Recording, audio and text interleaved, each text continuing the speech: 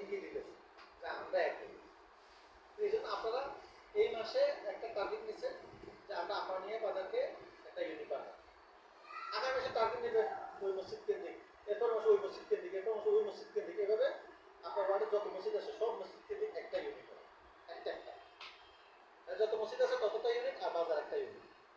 এইভাবে করে ইউনিট যখন আমরা বাস্তবায়ন করতে পারবো তখন আমাদের শক্তি, তখন আমরা বলতে পারবো যে ইসলামী আন্দোলন আমাদের ওয়ার্ডে শক্তিশালী।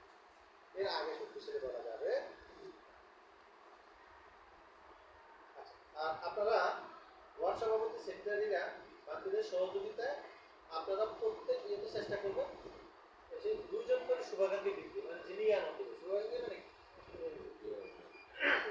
বিএনপি করে, এটা সাধারণ চাই যদি কোরআন হাদিসের ব্যাপারে, তারপর হচ্ছে এই যে মানুষকে দিনের দিকে টাকার প্রোগ্রামের ব্যাপারে যদি বলেন যে আমরা প্রত্যেক মাসে এই যে মসজিদগুলোতে কি করি তার ভিতরে তার ভিতরে তার ভিতরে যে একজন আলেমানি আমি এখানে কিছু হয়।